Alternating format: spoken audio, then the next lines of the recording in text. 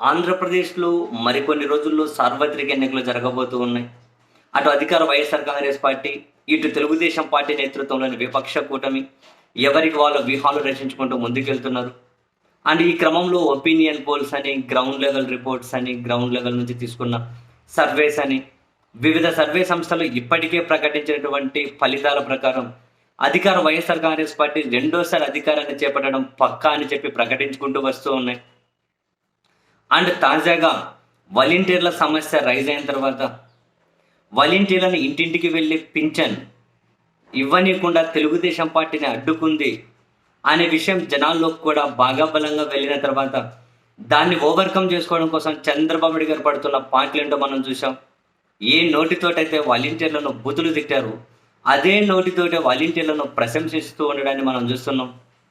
ఏ నోటితోటైతే వాలంటీర్లను జిహాదీలు అన్నారు, ఏ నోటితోటైతే వాలంటీర్లను అమ్మాయిల బ్రోకర్లు అన్నారు, ఏ నోటితోటైతే వాలంటీర్లను దొంగలు అన్నారు, ఏ నోటితోటైతే వాలంటీర్లను ఎవరు ఇళ్ళలు లేనప్పుడు అత్యాచారాలు చేసే రేపిస్టులు అన్నారు, ఇప్పుడు అదే నోటితోనే జయము జయము వాలంటీర్, జయము నీకు వాలంటీర్ అని చెప్పి భజన చేస్తూ ఉండడాన్ని మనం చూస్తూ ఉంటే కనుక క్షేత్రస్థాయిలో తెలుగుదేశం పార్టీ మీద ఇది ఏ స్థాయిలో ఇంపాక్ట్ చూపిస్తుందో ఈజీగానే మనకు అర్థమవుతూ ఉంది. ఈ క్రమంలో కొన్ని సర్వే సంస్థలు ఈ నెల రోజులు బీజేపీ, టీడీపీ, జనసేన పొత్తు పెట్టుకున్న తర్వాత అండ్ ఈ వాలంటీర్ల సమస్య రైజ్ అయిన తర్వాత క్షేత్రస్థాయిలో ఎలాగుంది, అటు వైసీపీ వర్సెస్ టీడీపీ నేతృత్వంలోని కూటమి పరిస్థితి ఎలా ఉంది అని మరికొన్ని సర్వే సంస్థలు ఫలితాలు ప్రకటించుకుంటూ వస్తూ ఉన్నాయి. నిన్న జన్మత్ పోల్ చూసాం. కరెక్ట్గా నెల రోజుల కిందట వాళ్ళు సర్వే చేసినప్పుడు 114 నుంచి 117 అసెంబ్లీ నియోజకవర్గాలు వైసీపీకి వస్తాయని చెబితే నెల రోజుల తర్వాత ఎగ్జాక్ట్లీ నిన్న వాళ్ళు రిలీజ్ చేసిన దాని ప్రకారం వైసీపీ ఓటు బ్యాంకు పెరిగింది అని, వాళ్ళకు వచ్చే సీట్లు 124 వరకు వచ్చి టీడీపీ నేతృత్వంలో కూటమి 46కే పరిమితం అవుతుందని, మరికొన్ని చోట్ల ముఖాముఖి పోటీ ఉంటుంది అని వాళ్ళు సర్వే ఫలితాలు ప్రకటించారు. అండ్ తాజాగా ఈరోజు ఆత్మసాక్షి వాళ్ళు సర్వే ఫలితాలు ప్రకటించారు. ఈ నెల 6వ తేదీ వరకు ఉన్నటువంటి శాంపుల్స్ అన్నీ తీసుకొని ఆత్మసాక్షి వాళ్ళు కూడా జగన్మోహన్ రెడ్డి గారి గ్రాఫ్ పెరిగింది అని, వాలంటీర్ల సమస్య వచ్చిన తర్వాత జగన్మోహన్ రెడ్డి రెండోసారి అధికారాన్ని కంటిన్యూ చేయడం కన్ఫామ్ అయిపోయింది అని చెప్పి వైసీపీకి 96 నుంచి 106 స్థానాలు డెఫినెట్లీ వాళ్ళ ఖాతాలో పడతాయి. తెలుగుదేశం పార్టీ నేతృత్వంలోని కూటమికి 63 నుంచి 69 లోపే ఆ మధ్యనే వస్తాయి.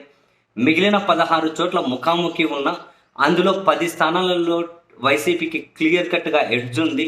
మిగిలిన 6 స్థానాల్లో మాత్రమే నెక్ ఫైట్ ఉంది. సో ఈ విధంగా వైసీపీ కొంచెం అటు ఇటు 120 సీట్ల వరకు వచ్చే అవకాశం ఉంది అని చెప్పి వాళ్ళు కూడా వాళ్ళ ఫలితాలు ప్రకటించారు.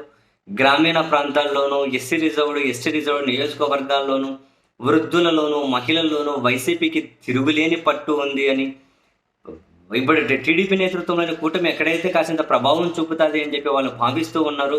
ఈ తూర్పుగోదావరి, పశ్చిమ గోదావరి ఉమ్మడి జిల్లాలు ఇక్కడ కూడా వైసీపీ క్లియర్ కట్గా తన ఆధిపత్యాన్ని చూపించే అవకాశం ఉంది అని చెప్పి అక్కడే ఆధిపత్యాన్ని చూపిస్తున్నారు. అంటే రాష్ట్ర వ్యాప్తంగా కూడా ఎలా ఉంటుందో మనం ఈజీగా ఊహించగలుగుతాం. అండ్ అక్కడే అంటే ఏదో వాళ్ళు అనుకుంటున్నారు కాబట్టి ఏం ఉమ్మడి తూర్పుగోదావరి, ఉమ్మడి పశ్చిమ గోదావరి జిల్లాల ప్రజలు చాలా చాలా తెలివైన వాళ్ళు. వాళ్ళకి తెలియదా ఎవరికి ఓటేస్తే ఏంటి అన్నది వాళ్ళు నిర్ణయించుకోగలుగుతారు.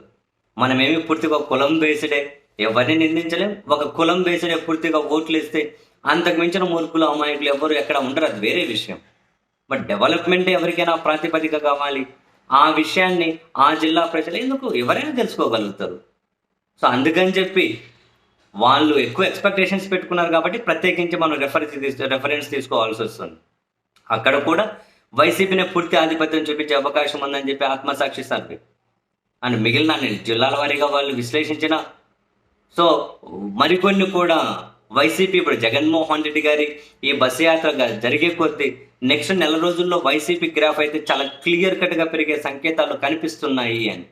దీనికి అంతటికీ జగన్మోహన్ రెడ్డి గారికి ఉన్నటువంటి ఒక కమిట్మెంటు, తన పాలన మీద ప్రజలకు ఉన్నటువంటి పాజిటివ్ ఒపీనియన్, కూటమిలో ఉన్నటువంటి లుకలుకలు, ఒకరి మధ్య ఒకరి కోఆర్డినేషన్ లేకపోవడం, చాలా చాలా కారణాలు అయితే కూటమిని ముంచేస్తున్నాయి అని చెప్పి వీళ్ళు సర్వే ఫలితాలు అయితే ప్రకటించారు. సో సర్వే ఏదైనా వైసీపీ కంటిన్యూ చేయడం గ్యారెంటీ అనే ఈ క్లియర్ కట్ సంకేతాలు అయితే పంపుతూ ఉన్న వేళ తటస్థులు కూడా ఇప్పటికే ఒక నిర్ణయానికి వచ్చినట్లుగానే కనిపిస్తోంది. వైఎస్ఆర్ కాంగ్రెస్ పార్టీ వైపే మొగ్గు చూపాలి అని. మరి ఈ నెల రోజుల్లో ఏమైనా అద్భుతాలు జరుగుతాయేమో చూద్దాం.